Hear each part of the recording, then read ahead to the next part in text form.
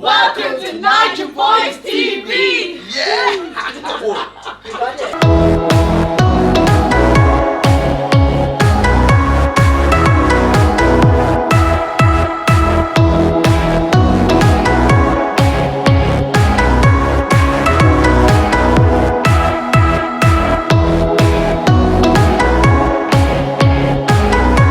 Totally. So what the Igbo are doing is legitimate. The Igbo are saying they have had enough of Nigeria. They want to develop their homeland. They want to build international airport. They want to dredge their water so that they can have their port. They want to develop their human capital development. They want to build their whole nation. You cannot force a people to be part of your group or part of your country. Hello my Niger people, welcome back to the channel. I still remain your host for life, Niger boy. We are still alive. Coronavirus is kicking hard, but we're still alive. We're keeping it tight indoors, we're isolating. It's always good. Coronavirus is real. Alright, first and foremost, I want to say a very big thank you to my new subscribers. I want to say thank you guys for joining my channel, and I hope I continue to give you something that will be of interest to you. Thank you very much for joining the channel.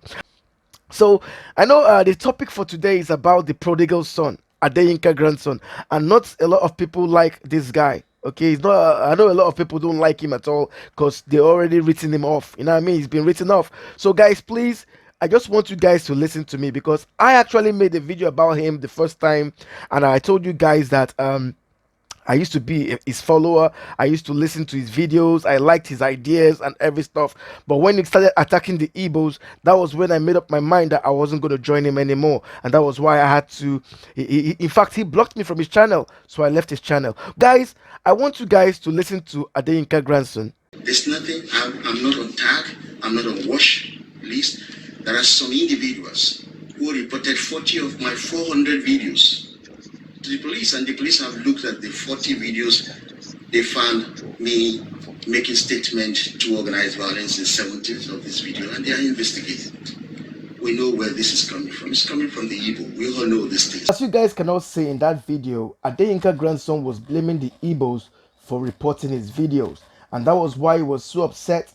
He was so bitter about the Igbos. He's been doing lots of stuff about the Igbos and stuff like that, But luckily for us, miraculously, Adeyinka grandson has come to realize that the Igbos are not his enemies. That in fact, it was his ex-wife who actually reported his videos and accused him of being a terrorist. And that was why he was arrested by Scotland Yard police. So guys, you listen to Adeyinka grandson and see how he clears this to the people. Thank you. When I was arrested for terrorism and I was interviewed for 9 hours, a week later, we discovered that it was Opeyemi and her family who made this allegation. I went to her father, who has 2 wives, one in Nigeria, Opeyemi's mother, and another one here in London. I went to him and I said, look, your daughter has a fiancé. She plans to remarry. She has not remarried in October. I want my children from her. I'm doing a very delicate politics. Nigerian politics is very delicate. People want to kill you because of your ideological motivations. That is how we do in Nigeria. And if they cannot get you, they try to kill your children. So if Opeyemi should now keep my kids, her partner could compromise on the security of lives and properties of my children and get them killed because they are not his biological children. And I said to the father, rather than for your daughter to release my children to me, she made allegation of terrorism. The father said, most often terrorism. Most often terrorism. The father knows about it. He knew beforehand. So you can see this kind of family. The father is an evangelist with the Celestial Church of Christ. The mother is a deaconess with Foursquare Gospel Church, and they allow their daughter to make 6 false allegations against me. So guys, the problem I had with Adeyinka grandson before was because he was actually attacking the Igbos. We all know that the Igbos are fighting very hard to break out of Nigeria. I mean, the great Nnamdi Kanu, He's doing all he can to rescue his people, the Biafrans, out of Nigeria. And we all see that everything he's been saying in the past is all coming to the present. It's all true. He's the new generation of Fela in this generation. Fela is my daddy Gio. Okay? For those of you who don't know this, Fela is my daddy Gio. And Nnamdi Kanu, as it is now presently, is my daddy Gio. That's the way I see him, because everything he says comes to pass. He's doing all he can to help the Biafrans get out of Nigeria, because nobody values the Fulani leadership anymore.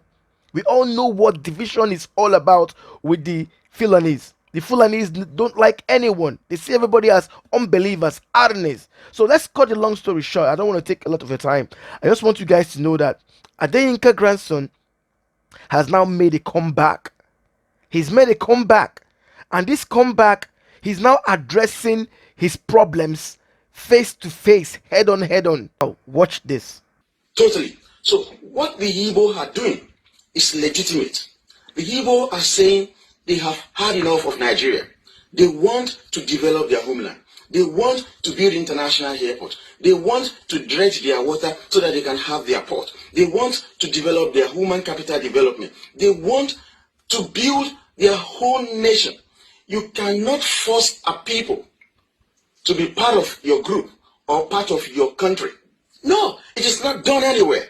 What the Fulani-led military are doing is to use the gullibility of the Yoruba to kill the Igbo. They did the same thing to us between 1963 and 1964, because then there was nothing like social media. That is why what you have seen, the video of the Igbo you are currently seeing, you did not see that of 1963, 1964, when 14,528 Yoruba were killed. Because there was nothing like social media in 1993 during the June 12th struggle. That is why you cannot see that 16,000 Yoruba were killed by the Hausa Fulani. Today, they are not killing the Igbo. But the Hausa Fulani are fearful. The Hausa Fulani are not powerful, but they are using the gullibility of the Yoruba to control the Nigerian army, to control all the intelligence agency in Nigeria, so that they can use this means to kill people. I want you to know one thing, that nobody is always right. I mean, you can be right, but sometimes you need some people to give you a direction. When you're going to the wrong place, you need people to bring you back to the right track. Okay? So, I want you to please redirect your followers. Redirect your followers. Come out and tell the people that, look, I think I've made a mistake. All those prayers we are praying for one Nigeria, I don't think it's right, because Nigeria cannot be one. Nigeria is so rotten that we cannot start to make it fresh again. It's now a rotten country. From A to Z is rotten. And the only thing that can make Nigeria a great country is nothing, because it can never be great. So what we need to do is to break that country back into the former regions, and everybody goes their ways.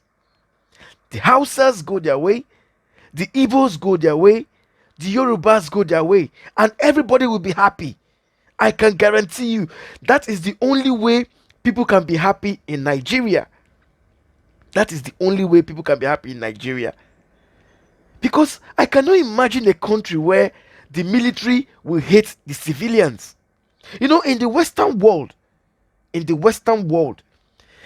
is no way there will be a military coup that will take place to take over a democratically elected government. Never. There can never be a military president in the UK. There can never be a military president in America. There can never be a military president in Germany. There can never be a military president in Canada. But in Nigeria, in Africa, that is where you see coup. Military will come and take over, and then they will rule over civilians. That is why the military is having this edge over civilians. They believe that they are more than civilians because they've had the chance to become presidents in Nigeria, which is too bad. We must not give these people any chance for them to believe that they are more than civilians. The military has no right to think that they are above civilians. I mean, take off the uniform, take off the guns. Who the hell are you? Who the hell are you? Yes, so my Naija people, thank you very much for watching this video. Please, if you're visiting for the first time, don't forget to subscribe. And also, remember to always wash your hands and maintain the social distance. And for those of you that are offended in any way, please find it in your heart to understand, because it's a free world and everybody has a freedom of speech. So guys, I'll see you guys again in the next one. For the meantime, keep having fun. God bless you all. Peace. I'm out of here. Chala.